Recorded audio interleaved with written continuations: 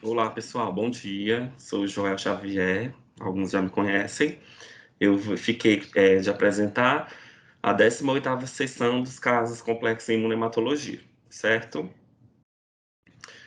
Então, um breve resumo aqui sobre o setor, né? A imunematologia, ela é dividida nos setores de doador, paciente, caso complexo, e também tem setor de qualidade, controle de qualidade, e eu fico no setor de caso de paciente barra casos complexos.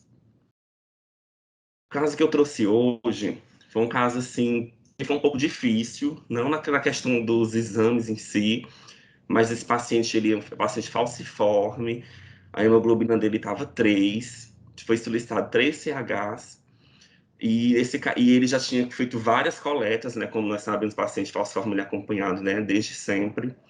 E aí ele já estava se recusando a fazer novas coletas, disse que já tinha coletado para fazer vários exames, inclusive de genotipagem, mas acabou que passou um tempo e ele cedeu e fez a nova coleta dos exames. Ele tinha anticorpo prévio, tinha anti-JK e alto anticorpo. Esse JK já tinha mais de 3 anos, o histórico, e ele tinha transfusão recente de 3 CHs nos últimos 3 meses. A tipagem ABO, né, do paciente, a direta de O positivo, e a reversa, tudo ok. A PAI apresentou PAI positivo com uma das hemácias de teste de triagem e as bolsas, 3 bolsas cruzadas, as 3 foram incompatíveis. Eu coloquei aqui embaixo uma filotipagem comum entre essas 3 bolsas, que foi respeitado no caso. O E grande, o KEL, JK, LUA, KPA, LIUSA e GA. E ainda assim as 3 bolsas deram incompatíveis. Aí nós fizemos o painel de identificação. Esse painel inicialmente foi feito, que eu trouxe aqui para vocês em LIS Cumbis. Então, observamos que ficou negativo nas hemácias 1, 5, 11, e também atenção por alto anticorpo, né, que deu negativo. E aí eu coloquei para a gente dar uma olhada também, no caso, o painel enzimático, que permaneceu a aglutinação somente nessas hemácias, 2, 3, 4, 6, 7, 8, 9, 10. O autocontrole também negativo, né? Autocontrole tratado com papaina. E aí a gente observa nesse painel que a aglutinação é um padrão, né? Em Lee são 2 cruzes, e aumentado após o tratamento com enzima, né? O painel papainizado aumentou para 4 cruzes. Aí a gente já tem uma visão mais direcionada para o anticorpo, né? Que ele é aumentado em enzima, certo? Coloquei aqui, né, o antigrama para a gente dar uma olhada. E aí a gente foi lá, foi descartando um por um. Eu até coloquei aqui as etapas, caso alguém tenha dúvida ainda, né? Alguém que não tenha ainda prática na rotina.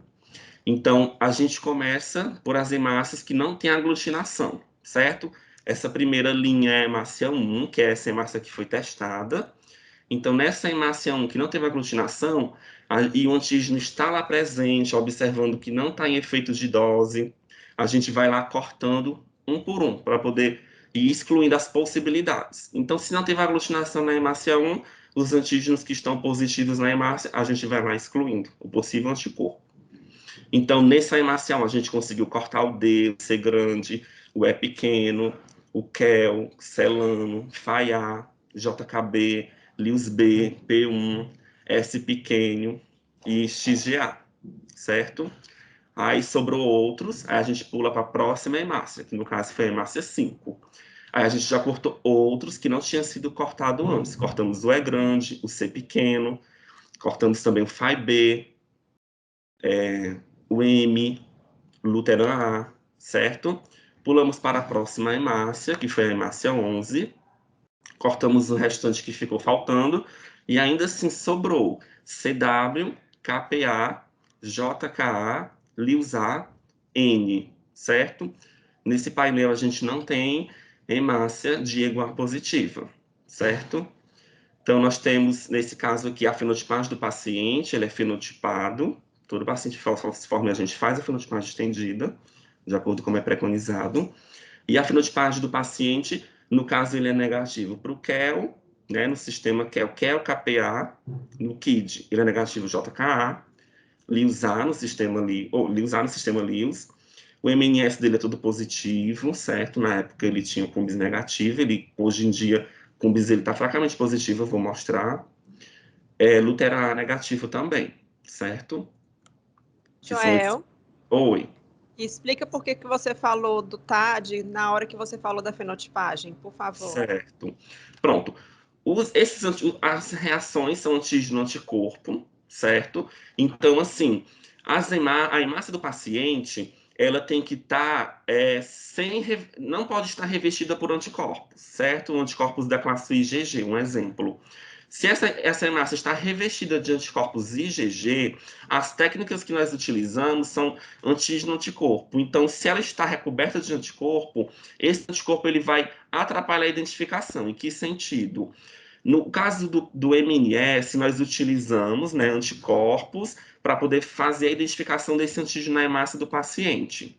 Então, se eu vou utilizar um anticorpo, vou testar numa cartela, na cartela que a gente testa de forma padrão, é na cartela de Lis-Cumbis, o S grande, S pequeno, FA e FAB. O MN não, nesse caso não. Então, a gente testa na cartela de Lis-Cumbis. E a cartela de Lis-Cumbis é a mesma cartela que é utilizada para fazer o teste da antiglobulina direto. Então, se eu sei que o paciente tem um Cumbis positivo, que foi identificado pelo soro de Cumbis na cartela de Lis-Cumbis com reagente poliespecífico, identifica IgG e C3D, então, como é que eu vou testar uma hemácia que está positiva para o Cumbis numa fenotipagem que eu sei que ela já vai dar positiva de qualquer jeito?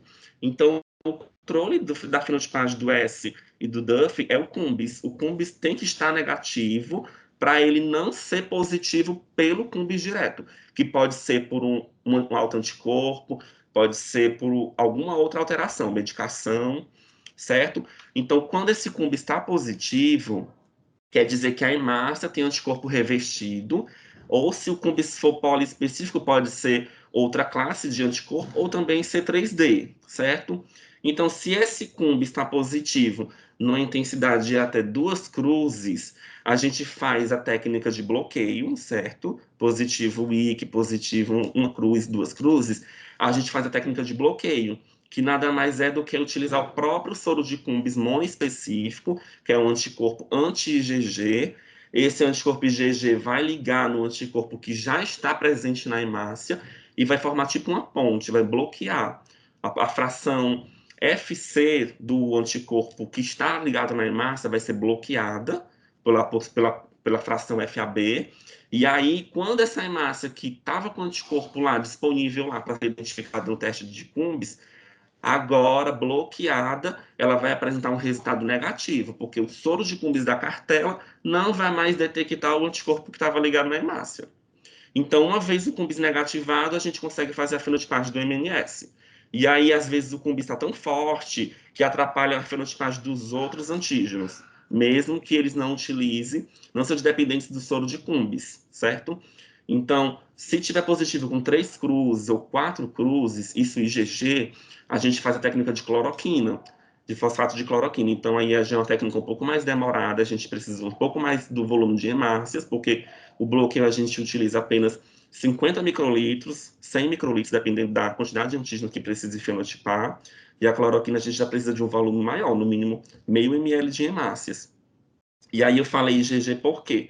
Porque se essa hemácia estiver positiva com IgM, no caso, o paciente está com IgM positivo na hemácia, primeiro a gente faz a lavagem com salina aquecida para desligar essa IgM. E aí, se tiver algum anticorpo por trás, se for um IgG, a gente faz o bloqueio. Se for um C3D, a gente vai fazer uma fenotipagem numa cartela que não detecte C3D, para poder não atrapalhar, esse Cumbis não atrapalhar a fenotipagem. Alguém ficou com alguma dúvida? Excelente, Joel. Obrigada, Pronto. viu? Nada, vou continuar. Então, essa é a fenotipagem negativa, né? Para esses antígenos mais comuns. Aí nós fizemos agora o painel adicional que nós temos. Nesse painel, ele tem a presença de hemácia de IgA positiva. E aí a gente observa que a aglutinação permanece o mesmo padrão, 2 cruzes em Li, certo? Então, está negativo na hemácia 7, 8, 10, 11 e 12. Não é padrão fazer lá no laboratório esse painel enzimático, mas aí nós fizemos para poder ter uma visão melhor desse anticorpo. Então, continuou o mesmo padrão. As hemácias que eram negativas em LIS permaneceram negativas em enzima. E aí aumentou até a chance para a gente ter mais possibilidades de excluir quais anticorpos são, ou confirmar com esse painel enzimático das hemácias tratadas, certo? E aí eu trouxe também um antigrama desse painel, e aí eu fiz a mesma coisa que eu fiz com o outro, fui excluindo um por um. Então, coloquei aqui as hemácias que são positivas, a gente observa que teve também um aumento de aglutinação, intensificou no painel papainizado. No painel, nesse caso, foi utilizado bromelina, desculpe, a gente trata o painel com bromelina. Então, nessa primeira hemácia negativa, na hemácia 7, a gente conseguiu cortar o D, o C grande, o N, o S pequeno, o P1, Lewis B, Luteran B, Celano e X e A, certo? Então, eu fiz isso para todas as hemácias que estão negativas, lembrando que algum desses antígenos já estavam excluídos pelo outro painel, já tinha conseguido excluir a maioria.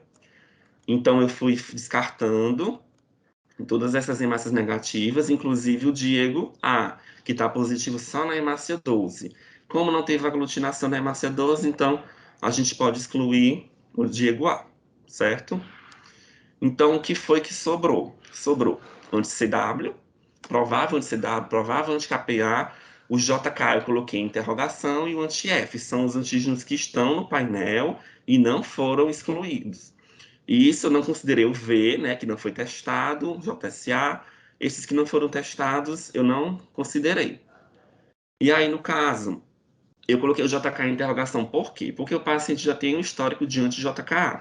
Só que se a gente observar aqui na hemácia 11, passar aqui o mouse em cima, na hemácia 11 está positivo JK sem efeito de dose. Olha, a gente observa que tem um JKA e não tem um JKB. E ainda assim o teste deu negativo. Então eu posso excluir esse JKA? Poderia, né? Mas como o JKA é um anti-KID, né? Tem um anticorpo traiçoeiro, que às vezes o título baixa muito rápido. Então eu preferi não excluir só com essa hemácia, certo? Inclusive a doutora Denise Posso pede que a gente pode falar. só em complementar uma coisa, Joel? E lembrando, na verdade, que a gente não precisa nem excluir quando a gente tem um histórico prévio, né? Como esse paciente tinha, né, Joel? E Isso. pode complementar. E o que eu costumo falar, hein? Não, a doutora Denise, ela realmente pede que a gente utilize no mínimo duas hemácias para conseguir excluir um anticorpo. Nesse caso do histórico, eu queria só excluir no sentido de que, quando eu for fazer um descarte, eu saber se esse JK vai me atrapalhar. Se esse JK ainda está lá no momento, está com título autossuficiente para poder atrapalhar. Mas, de qualquer forma, o ideal é a gente selecionar a hemácia para fazer o teste, né, de descarte de algum outro anticorpo, respeitando o JKA para não atrapalhar, certo? Você vai falar mais alguma coisa? Não, só realmente isso, lembrar que o KID-A é um anticorpo extremamente traiçoeiro, perigoso. Primeiro, ele tem efeito de dose com muita frequência, ele cai o título muito rápido, então mais em torno de 60% ou mais, em 3 meses o KID-A desapareceu, o anti-KID, tanto KID-A quanto KID-B, e ele é um anticorpo que fixa complemento, então ele pode causar reação hemolítica imediata com hemólise intravascular. Então é aquele anticorpo, se você tiver que ter medo de um anticorpo na sua vida, além do ABO, você vai ter medo do KID, né? Porque ele realmente judia da gente, né? Pronto. Então, continuando, né? Como eu falei, o teste de antiglobulina direto do paciente, né? Deu fracamente positivo, e no caso positivo apenas para IgG. Foi feito o eluato desse paciente e os painéis, né, que é utilizado na rotina, foram todos negativos.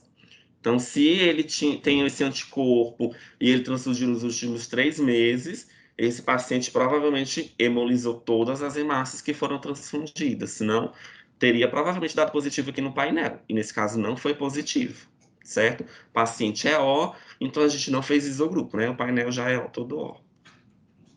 Então, o que foi feito posteriormente, né? Que foi observado esse histórico de anti-JKA, esse anticorpo com efeito de dose, poderia ser um anticorpo com efeito de dose, poderiam ser múltiplos anticorpos, certo? Então, eu coloquei o JK em interrogação mais uma vez nesse sentido. Ele tinha esse histórico, será que era o JK ainda que estava aglutinando, mesmo com aquela hemácia lá que deu negativa? Então, a gente foi tentando investigar. O paciente já tem fenotipagem estendida, e aí, genotipagem, ele tem? Tem sim. O hemócio, ele faz a fenotipagem dos pacientes e também dos doadores, né? Selecionados os doadores e os pacientes para fazer essa genotipagem. A genotipagem desse paciente foi feita. A gente observa que no sistema RH ele tem os alelos C grande é pequeno, C pequeno é grande. No QEL ele tem o celano, KPB, no JSB. No KID tem o KID-B. No DUF tem tanto o A quanto o B. No M tem MN, S grande, S pequeno, Diego B. Então, confirma a fenotipagem do paciente, nessa genotipagem. Colton A e Cartwright A, certo? E aí nós temos também disponível lá um painel de doadores genotipados, né? Como já foi falado em outras aulas, a gente seleciona, né, os doadores que já foram genotipados, também já tem fenotipagem, e a gente faz essa seleção mensalmente, e aí tem esse painel disponível para utilizar nas situações que geralmente precisa, né? Então a gente observou, mesmo padrão de aglutinação, duas cruzes em Lis cumbis, negativo na hemácia 1, 5, 6, 10 e 12. E aí a gente tem um antigrama, né, que é feito mesmo lá pelo setor, e a gente observa que essas hemácias que estão negativas, nós observamos que no RH, né, o anticorpo aumentado por enzima, chamou a atenção nesse sentido, a gente observa que toda vida que está negativo, e a hemácia ou não tem o antígeno C pequeno, ou não tem o antígeno E pequeno, certo? Alguém consegue chutar, né? Chutar não, né? Consegue opinar qual é o anticorpo que está, nesse caso, sendo envolvido?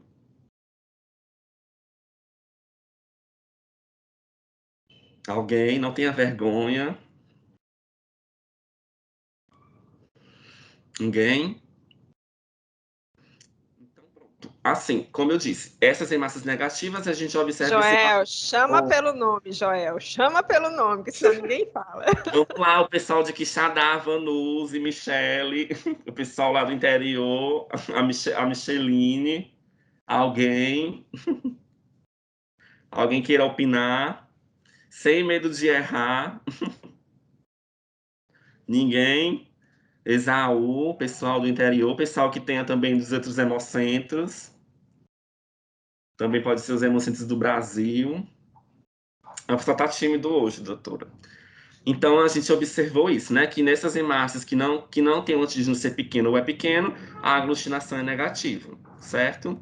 Então, relembrando, tinha esses anticorpos envolvidos. Então, nós fizemos um painel selecionado. Selecionamos hemácias que eram C pequeno ou E pequeno negativo, já que não tinha, né, aglutinação nessas hemácias. E aí, nós conseguimos 6 doadores que eram com essa fenotipagem e tinha CW positivo.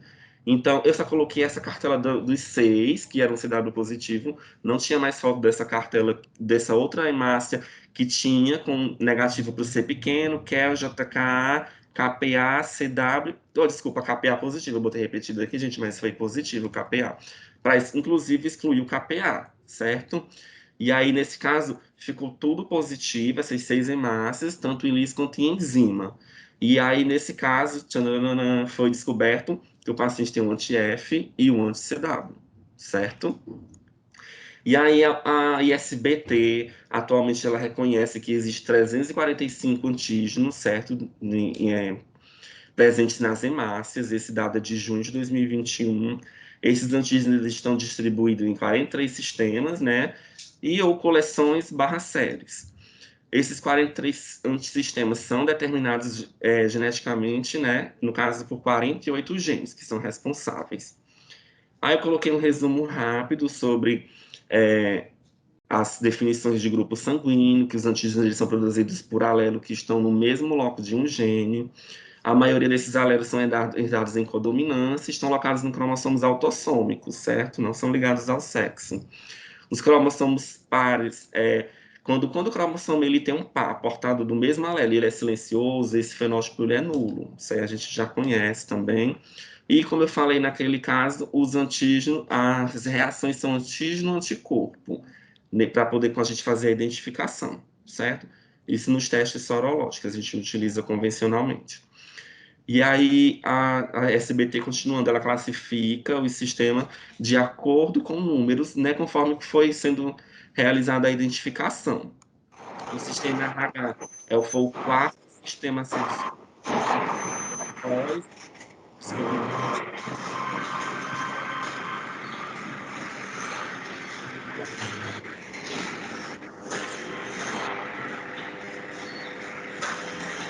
Joel, só um pouquinho que ninguém está escutando. Tem uma pessoa com áudio aberto. Só fechar aqui. Prontinho. Pode voltar lá. Isso. Então, a ISBT, né, reconhece e classifica esses antígenos em sistemas de acordo com seu descobrimento, certo? E o sistema RH, ele foi o quarto sistema a ser descoberto. Foi descoberto, né, após a utilização do soro de Cumbres, né, a descoberta do soro de Cumbres, né, devido a ser anticorpos incompletos, né, IgG. E aí o sistema ele possui 56 antígenos, a localização do cromossomo é o cromossomo 1, braço curto, certo? E aí no sistema RH, os antígenos F e CW, né, são no caso o 6 e o 8, respectivamente. E aí, nesse caso, eu vou passar para a doutora Denise falar um pouco, né, desse paciente que judiou um pouco, né, se não no sentido da gente, mas, né, nessa questão dele não ter se recusado a coletar a amostra, e aí ele teve uma reação. A doutora Denise vai falar um pouco mais para vocês. Eu acho que eu deveria ter preparado alguma coisa, Joel, mas vamos nós. Deixa eu só pode tirar essa apresentação, por favor. Deixa eu só falar uma coisa, doutora, que é melhor falar logo nessa questão do F. Eu não coloquei aqui, pessoal, mas assim, o antígeno F, ele é um antígeno composto. Então, assim, como eu falei lá no painel de doadores genotipados, a gente observou que toda vida que o antígeno C pequeno ou E pequeno não estão juntos, não houve aglutinação, certo? Esse não foi o primeiro anti-F que foi identificado, certo? Mas esse foi o mais recente, foi agora em maio desse ano, dia 30 de maio, especificamente. Então, assim, quando o indivíduo, né, paciente ou doador, possui o gene C pequeno e E pequeno juntos, a pessoa ela vai ter pode ter um antígeno F. No caso, vai ter um antígeno C pequeno e E pequeno e um antígeno F, que é um antígeno combinado. Então, para a gente encontrar, é difícil encontrar doadores que sejam F negativo, é só a gente se atentar a um paciente, o doador C pequeno negativo ou E pequeno negativo. Então, as bolsas foram incompatíveis. Se a gente voltar aqui na fenotipagem do paciente, o paciente ele é positivo tanto para E grande quanto para E pequeno, C grande, C pequeno. Então, a bolsa só foi respeitada E grande pela quantidade de bolsas que tinha no estoque. Mas se fosse respeitado C pequeno ou E pequeno, aleatoriamente, teria dado compatível. E não deu por causa do C pequeno e E pequeno. Ficou um pouco mais fraca a aglutinação, uma cruz, mas mesmo assim deu positivo. Então, para quem tiver dúvida, tem um anti-F, a gente refenotipa para anti-F, como é que eu vou conseguir uma bolsa? Então, a gente pega uma bolsa que seja pequeno, ou ser pequeno negativo, e aí provavelmente vai dar compatível. Pronto. Vou tirar, né? Você vai pedir para tirar? Só tirar um pouquinho. Você tem alguma coisa ainda para falar, Joel? Não. Não? Pois pronto. Deixa eu voltar aqui para o meu. Prontinho, gente. Bom dia. Excelente apresentação, Joel. Na verdade, eu gosto muito quando você apresenta. Tem muita coisa que a gente tinha para aprender nesse caso. Esse é um anticorpo que a gente esquece, né? A gente esquece da existência desse anticorpo danado, porque a gente, primeiro, não lembra realmente que, às vezes, não sabe que ele existe. E às vezes a gente olha para o painel, não tem normalmente a descrição do F quando você vai fazer a avaliação do painel, e ele passa desapercebido como ele inicialmente passou, né? Quando foi feita a primeira avaliação, não perceberam o anti-F, e você viu no seu plantão a existência desse anticorpo. E não é uma coisa tão difícil como você mostrou, né? É um anticorpo que ele pode ser facilmente identificado se você souber da existência dele. Então, a gente tomou algumas condutas em laboratório depois desse caso. A principal conduta que a gente tomou é paciente falciforme, que seja tudo positivo, ser grande, ser pequeno, é grande, é pequeno. A gente vai considerar que ele é F negativo. Mas como assim, né? Eu acho que isso não ficou muito claro na sua apresentação. Por que um paciente que tem C pequeno e E pequeno, como esse nosso paciente tinha, é F negativo? Porque o F é um antígeno que vai ter que ser codificado quando eu tenho tenho antígeno no mesmo, né, o gene no mesmo locus. Então, eu vou ter o C pequeno e E pequeno, no mesmo alelo, eu vou ter o F. Então, se eu tiver em alelos diferentes o C pequeno e o E pequeno, como é o caso normalmente do paciente que é tudo positivo, eu tenho normalmente um alelo C grande e E pequeno e outro normalmente alelo E grande e C pequeno. Então, eu vou ter o C pequeno num alelo, um E pequeno no outro alelo, consequentemente, eu não tenho a produção do F, certo? Então, nesses casos que eu sou R1, R2, né, que é esse perfil que é tudo positivo, a forma mais comum, o gene mais comum que vai produzir esse fenótipo é um gene que vai ter o C pequeno em um alelo, o E pequeno em outro alelo, e eu vou ser F negativo.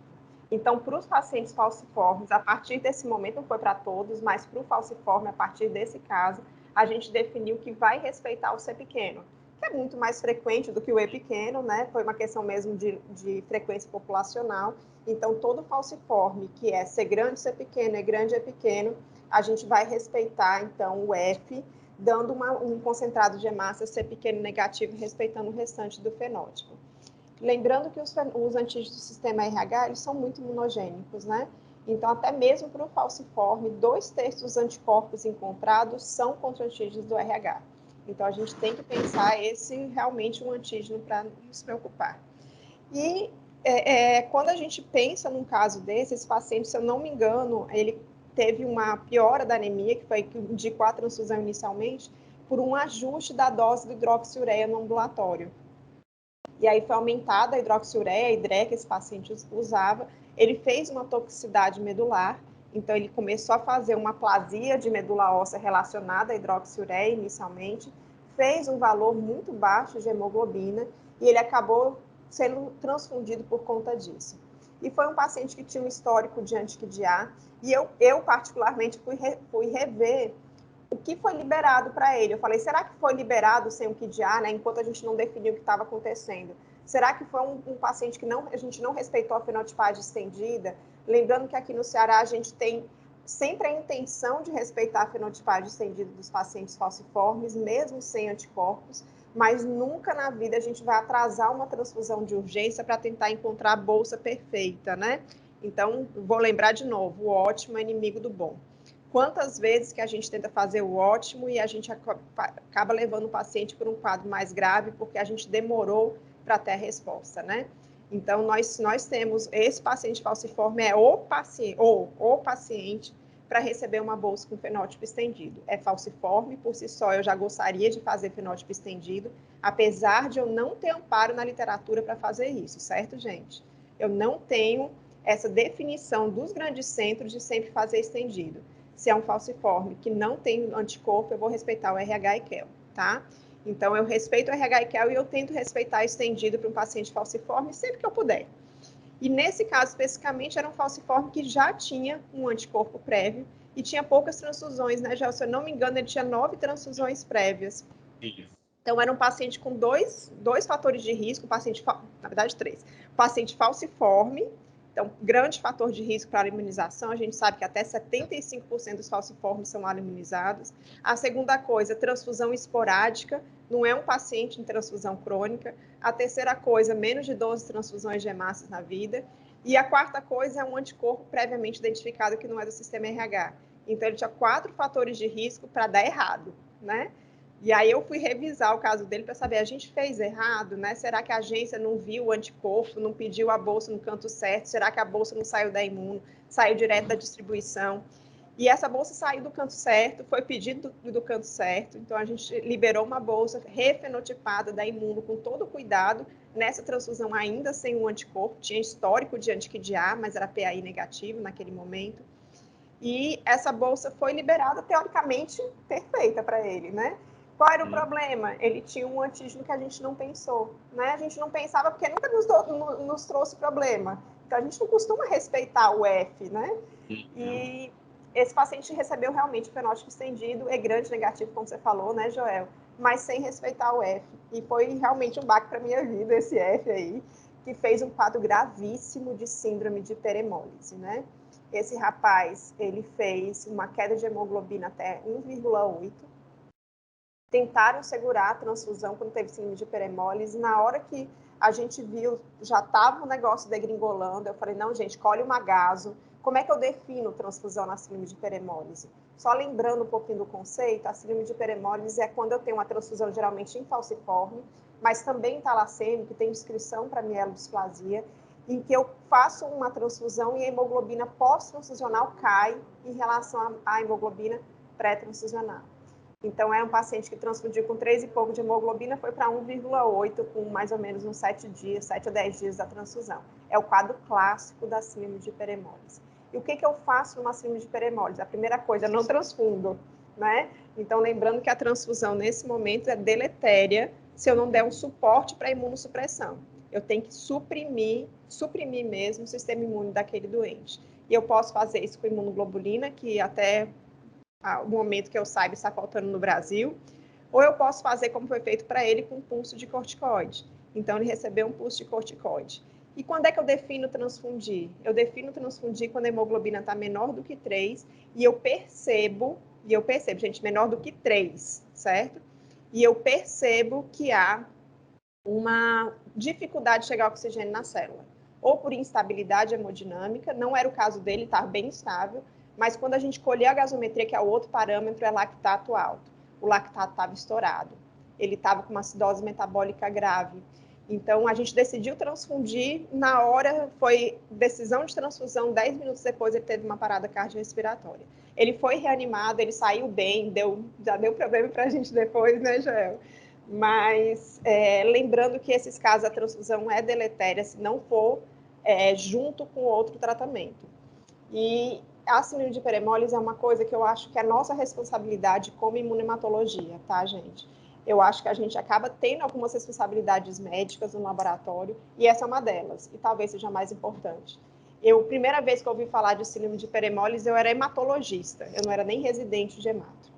Então, assim, é muito difícil um médico que quem conduz o falciforme não é hemato, é um clínico. Às vezes um clínico que recém-saído da faculdade, que nunca nem ouviu falar de transfusão, imagina ouvir falar de síndrome de hiperemólise. Então, é nosso dever como imunemato olhar para a hemoglobina, olhar para a última transfusão, olhar o período, olhar quanto que era a hemoglobina antes, quanto é que é a hemoglobina atual, para a gente poder dar o alerta, certo? Porque se a gente não fizer isso, esse caso vai passar, e aí vão transfundir e o paciente vai a óbito. E perder um paciente com síndrome de hiperemólise é uma coisa que a gente até pode esperar mesmo com o tratamento. Mas sem o diagnóstico e sem o tratamento eficaz, a culpa, no final das contas, é nossa também, que a gente conhece, né? A gente sabe do caso. Esse caso eu pedi para o Joel por conta dessas duas razões, pela síndrome de hiperemólise, que eu acho que a gente tem que falar, a gente tem que discutir, a gente tem que se responsabilizar, porque é a gente, no laboratório de imunematologia, que normalmente vai dar o diagnóstico. E para falar do anti-F, né? Porque foi o primeiro caso que eu vi com uma repercussão tão grave. Não é um caso que é descrito na literatura, inclusive eu procurei na época para ver se tinha algum relato de síndrome de hiperemólise gravíssimo, como foi o caso dele, por anti-F, não tinha. E lembrar isso, hemoglobina pós menor, reticulócito baixo, que é um padrão para síndrome de hiperemólise, né? O paciente geralmente faz uma transfusão, tem uma crise vasoclusiva, alguns dias depois, vou lembrar de síndrome de hiperemólise também, porque às vezes é uma reação tardia que começa a cursar como crise vasoclusiva e no final das contas é um paciente hemolizando. E na síndrome de hiperemólise eu vou ter uma destruição da hemácia transfundida, por isso que a gente não viu mais anticorpo, né, no Eluatro, né, Joel? Destruiu tudo que foi transfundido, que começa a destruir hemácia autóloga e começa a ter um bloqueio da eritropoese também. Então, é uma desgraça que acontece no corpo daquele paciente e que a nossa forma de tratar é diagnóstico precoce, fazer imunossupressão e só transfundir em risco de vida. Quer dizer, hemoglobina menor do que 3, certo, gente? Não é 6. Menor do que 3, com sinais de instabilidade ou lactato alto, tá? Então, é muito importante que a gente saia dessa aulinha, dessa sessão, com essas coisas em mente, porque são fundamentais para a gente tratar de forma adequada esses pacientes falciformes. Eu queria saber se alguém já teve um caso de síndrome de hiperemólise, o que poderiam contar a respeito, como é que foi o desfecho, o que pode dizer para a gente?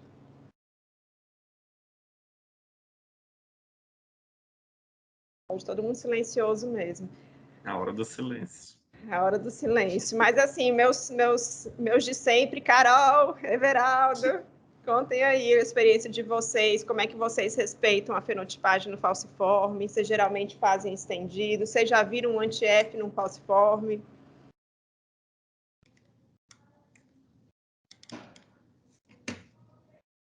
Carol primeiro. Tá sem áudio, Carol. Bom dia, tudo bem? Nós aqui no EMEPAR em Curitiba não temos nenhum falciforme com anti-F. A gente procura respeitar 100% dos antígenos de importância clínica nos falciformes também, desde a primeira transfusão. Eu acho que a gente trabalha muito parecido, assim, exceto nos casos realmente que ou o fenótipo é muito complicado, a gente tem pouquíssimos doadores, ou realmente se o paciente está numa emergência e não dá para esperar, e aí a gente procura seguir aquela tabela de imunogenicidade que tem da Harmony para disponibilizar as hemácias. Mas acho que a gente trabalha da mesma forma, que não dá para adiar a transfusão num paciente numa crise, né? E o Joel está contando aqui que a gente tem um anti-F em União da Vitória. Não sei se é um paciente falciforme. Não é falciforme. Mas realmente a gente esquece do F. Durante a apresentação eu falei para ele, eu nunca lembro do F. É isso. A gente nunca lembra do F, Carol, mas esse caso foi para a gente lembrar, né? Para dar uma paulada na nossa cabeça, né, Joel? Foi. Para a gente nunca mais esquecer. E aí, Everaldo? Conta aí. Bom dia. A gente faz parecido com o EMEPAR também, né, com vocês, a fenotipagem estendida, né, já, na verdade, é feito mais ou menos no 6º mês depois do diagnóstico da doença falciforme, né, para as crianças, e tenta respeitar aí a fenotipagem estendida, claro, quando ele forma, né, algum anticorpo, se ele formar, aí realmente a gente tenta levar isso, né, ao pé da letra, senão dá mais preferência para RH e KEL, e a grande maioria dos pacientes a gente consegue fazer agendamento. Então, feito o agendamento, né, esses que recebem uma certa rotina, aí é feito o agendamento e a gente consegue atender com a fenotipagem estendida. Que eu lembre, assim, a gente não tem caracterizado, né, síndrome de hiperemólise, não significa que não possa ter ocorrido, né, porque, atualmente a gente tem um caso também de um paciente que tem múltiplos anticorpos e aí inclusive um anti-F, e ela recebeu transplante hepático faz um mês mais ou menos e ainda está internada. Aí é isso. Vocês têm a rotina de tentar respeitar o F para falciforme, que seja R1, R2? Na verdade, assim, foi bem interessante, né, esse caso aí, porque a gente nunca tinha pensado, né, nisso. E realmente é uma coisa a ser considerada, né, de agora em diante. Foi muito bom. Então, tá bom. Joel, mais alguma coisa? Não, eu só esqueci de falar uma coisa na questão lá do bloqueio que a senhora questionou, né? acrescentar que quando o Cumbis é 4 cruzes, se for só um IgG, um exemplo, a gente faz cloroquina e esse Cumbis desce para 2 cruzes ou 1 cruz, a gente faz o bloqueio após a cloroquina. Nunca repetir cloroquina 2 vezes, certo? Só isso. Perfeito. Ótimo, gente. Isso é muito importante também. Não adianta a gente tentar fenotipar falciforme. Primeiro que não adianta tentar fenotipar com menos de 3 meses de transfusão, né? Lembrando que falciforme a gente tem algumas técnicas, né? Então, a técnica que talvez seja mais utilizada para tirar a hemácia do doador no paciente recém-transfundido é no falciforme, que usa lavagem hipotônica, né, das hemácias. É possível isso, não é o melhor método, né? O ideal é que a gente consiga fenotipar sem transfusão ou vá para a genotipagem, que às vezes a gente encontra algumas coisas no falciforme que nos atrapalha a vida, né? Às vezes eu queria não ver, né? O que a genotipagem de vez em quando conta para a gente. Mas a gente tem essa possibilidade. Lembrar que nenhuma fenotipagem estendida pode ser realizada sem a realização do TAD antes, né? Então, geralmente, as cartelas da fenotipagem RH e KEL são cartelas com soros monoclonais, que acabam não sofrendo interferência desses anticorpos que não reagem, desses autoanticorpos que não são muito fortes. Ainda tem toda vez, naquela cartelinha tem um controle. Então, mesmo que eu tenha um TAD positivo, se ele estiver interferindo, vai interferir no meu controle, eu consigo pegar. Mas a estendida eu preciso obrigatoriamente fazer o TAD. Porque se meu TAD for positivo, como já falou, eu vou ter problema na minha fenotipagem e eu vou começar a acreditar numa fenotipagem que não é real e vai prejudicar com certeza o meu paciente, porque eu vou falar que ele é antígeno positivo, na verdade ele é antígeno negativo, eu não estou respeitando aquele antígeno na hora da transfusão, eu não consigo falar que aquele anticorpo é aquele anticorpo, porque eu não consigo ver que o antígeno é negativo. Então, sempre lembrar de fazer TAD na fenotipagem estendida, né? Com essas técnicas que a gente pode usar, né, Joel, na rotina. Sim. São muito importantes. Joel, muitíssimo obrigada, viu? Sessão ótima, adorei. E semana que vem tem mais. Quem vai apresentar semana que vem vai ser Crato, né? Eu acho que a Jezabel, não sei se ela está aqui. E vamos continuar. Boa semana a todos e até a próxima, gente. Obrigado. Bom dia, pessoal. Obrigada. Tchau, tchau. Tchau.